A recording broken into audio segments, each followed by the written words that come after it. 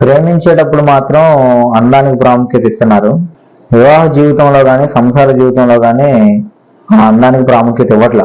ఎందుకని అంటారు? అసలు ఎవరు ప్రేమించగలని అని అనుకోవటం, కొంతమంది అందానికి ప్రాముఖ్యత ఇచ్చే మాట నిజమే, వివాహం ముందు తర్వాత ముందు కూడా ప్రాముఖ్యత ఇచ్చే మాట నిజమే. కానీ వాళ్ళు కేవలం నా భార్య అందంగా ఉంది అని అనుకునే పడతారు తప్ప ఆ అందాన్ని ఆస్వాదించడం మాత్రం మనిషికి తెలియట్లా.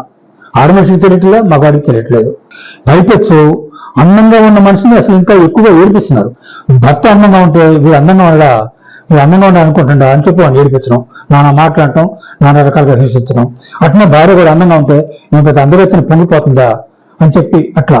తర్వాత ఏదన్నా మంచి మాట అంటే ఆడ మనిషి కానీ మగ మనిషి కానీ ఒకసారి ఒక ఆడ మనిషి గురించి పొగిడా, కొద్దిగా పొగిడితే పోలిద్దే నాకు ఆయన అన్నాడు కదా, నువ్వు అటు పొగిడితే ఆమె ఉగ్గిపోద్ది అన్నాడు. ఆమె ఉగ్గిపోతే నాకేం నష్టం అంటే ఏంటంటే ఎంతమంది ఎంతసేపుకి ఎదుటివాడు ఏడ్చేస్తాను ఏడ్చే పద్ధతుల్ని బాగా ఉపయోగించమని ప్రోత్సహిస్తున్నారు.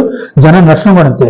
ఏ మాట అంటే ఎదుటివాడు ఏడుస్తాడు, ఏ మాట అంటే ఎదుటివాడు బాధపడతాడు అనే ఉద్దేశం ఉన్నారు తప్పితే మనం ఒకరిని నవ్విద్దాం, ఒకరు సుఖంగా ఉంటే చూద్దాం అనే ఉద్దేశం కనపట్లేదు. తర్వాత పెళ్లి చేసుకో అంటారు. పెళ్లి చేసుకున్న తర్వాత ఆ భార్య భర్తలు సుఖంగా ఉంటే కళ్ళల్లో మిత్తులు వేసుకుంటారు జనం అంతా కూడా. వాళ్ళు కీచు పెట్టుకుంటూ ఉంటారు రోజు. ఎంత ఇష్టపడి చేసుకున్నా ఇష్టం లేకుండా చేసుకున్నా సరే భార్య భర్తలు సుఖంగా ఉంటే మాత్రం జనం వరలేరు. వాళ్ళు ఎంతసేపు కూడా కీచు పెట్టుకుంటూ దెబ్బ పెట్టుకుంటూ ఉంటేనే సుఖం. వీళ్ళకి విడిపోయిన సుఖంగా ఉంటే ముట్టుకోరు కాదు, మీరు కలిసి ఉండాలి, కలిసి ఉండదు తప్పదు, మళ్ళీ ఎప్పుడు కలహించుకుంటూ ఉండాలి. ఇది మనిషి మనస్తత్వం. నా పాయింట్ ఒకటే, ఎదుటి వాడిని మాత్రం సంతోష పెడితే మాత్రం ఇతనికి సుఖం ఉండదు. ఎదుటి వాడిని ఏడిపిస్తేనే సుఖం. ఏ మాట అంటే ఎదుటివాడు ఏడుస్తారు అని చూస్తున్నారు, ఏ మాట అంటే ఎదుటివాడు నవ్వుతుడు అనే మాటను మాత్రం ఆలోచించడం అసలు మనిషి. అయితే నేను చెప్పిన దాని ప్రకారం అయితే ఎదుటి వారిని సంతోషపరచకపోయినా బాధ లేదు, కానీ బాధ మాత్రం కలిగించకండి అంటారు. అవును, ఏడిపించకూడదు ఎదుటివాడిని. అవును, అతను సంతోషపరచకపోయినా ఇబ్బంది లేదు, కానీ అతను మాత్రం బాధ పెట్టద్దు అంటారు. పెట్టకూడదు, నిజమే. డాక్టర్స్ కే తెలియని రోగాలు వస్తే ఆ మనిషి పరిస్థితి ఏంటి? దేవుడనే చెప్పిన వాళ్ళు దేవుడు ఏమైనా సహాయం చేయగలంటారా? ఇప్పుడు డాక్టర్ అన్ని జబ్బులను కూడా నయం చేసే పరిస్థితులు మాత్రం లేరు. కొన్ని జబ్బులు వాళ్ళు కొంతమంది నయం చేస్తారు, కొంతమంది నయం చేయలేకపోతారు కూడా. ఆ మనిషి తత్వాన్ని బట్టి కూడా కొంత ఉంటుంది, కొంత వైద్య శాస్త్రాన్ని బట్టి కూడా ఉంటుంది. తర్వాత కొంతమంది డాక్టర్లు కపటంతో కూడా కొంతమందిని చంపుతారు కూడా, అట్లా కూడా ఉంటారు. ఎవరైనా డబ్బులు ఇస్తే వీడికి ఏదో తప్పు మంది వాడు దసరని చెప్పి అంటే చంపేది కూడా ఉన్నారు. కొంతమంది డాక్టర్లు అంటారు మాకు చంపడానికి లైసెన్స్ ఉంది అంటారు. వాడి దగ్గర ఉన్న MBBS డిగ్రీ చంపడానికి అంట వాడికి లైసెన్స్. అది అట్లా వాళ్ళు కూడా మంది ఉన్నారు డాక్టర్లు.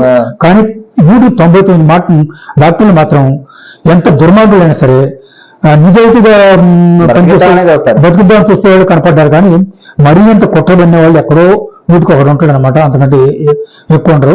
ఇవ్వాలైనా సరే సైన్స్ నాకు పూర్తిగా అన్ని రోగాలను నయం చేస్తాను అని అంటల్లా, పూర్తిగా అన్ని మిరాకిల్స్ ని అన్ని గార్డెల్ని నేను విప్పగలను అని చెప్పి సైన్స్ అంటల్లా. ఇప్పటి నా జ్ఞానం ప్రకారం, ఇప్పటి నా పరిమితి ప్రకారం దీనికి వివరణ ఇది, దీనికి వివరణ ఇది అని చెప్తే నేను అన్ని విషయాలకి వివరణ ఇవ్వగలను అని మాత్రం సైన్స్ అంటలేదు. కానీ భగవంతుడు అనే వాళ్ళు వీళ్ళు ఉన్నారే, ఏదైనా సరే దైవనామం ఏసునామం ఆ నామం ఈ నామాన్ని మేము బాగు చేస్తాం. మధ్యలోండి కుంటివారు నడిచెదరు, గుడ్డివారు చూచెదరు. ఒక్క కుంటివారు నడవలా, ఒక్క గుడ్డివారు చూడాల, కానీ రోడ్డు మాత్రం ఇక్కడ పెడతారు. మీకు కుంటివారు నడిస్తే మీకు నోబెల్ ప్రైజ్ రావాలి. నోబెల్ ప్రైజ్ 10 రావాలి అతనికి. కుంటివారు నడిపిస్తే, గుడ్డివారిని చూపిస్తే 10 నోబెల్ ప్రైజ్ సాధ్యం కాదు, అతనికి సాధ్యం అవుతుందట. అంత బోర్డు పెడతారు, జనం కూడా చూస్తారు. ఏంటి తప్పుడు బోర్డులు, ఎవరిని నడిపించావు నువ్వు అని చెప్పి ఒకరిని చూపించాలంటే చూపించలేరు. ఊరికే ఆ మాటలు ఎన్ని గమాలు పోతారు అక్కడికి, అంతే తప్పితే. అదే చాలా మంది జన విజ్ఞాన వేదిక రమేష్, తర్వాత బాబు గోడనేని ఇటువంటి వాళ్ళు అంటారు ప్రశ్నించే తత్వం మనిషికి ఉండాలి అని అంటారు. కుంటివారు నడిచేవారు అంటే ఎక్కడ నడిపించావు చూపించు అని ప్రశ్నించే తత్వం ఉండాలి. కానీ ఆ కోట మీద పోయి ఒక్కరు కూడా వాళ్ళని ప్రశ్నించరు. ఇది నడిపించి చూపించు అని ఎవరు అనరు. ఇది చూపించు బుద్ధివాడిని అది చూపి తెప్పించి చూపించు అంటే ఎవరు అనరు. నడిచేవారు వాళ్ళు అన్నారే వీళ్ళు అన్ని వేసినాము అంటారు తప్పితే రుజువు మాత్రం అడగడు. ప్రశ్నించే తత్వం లేదు.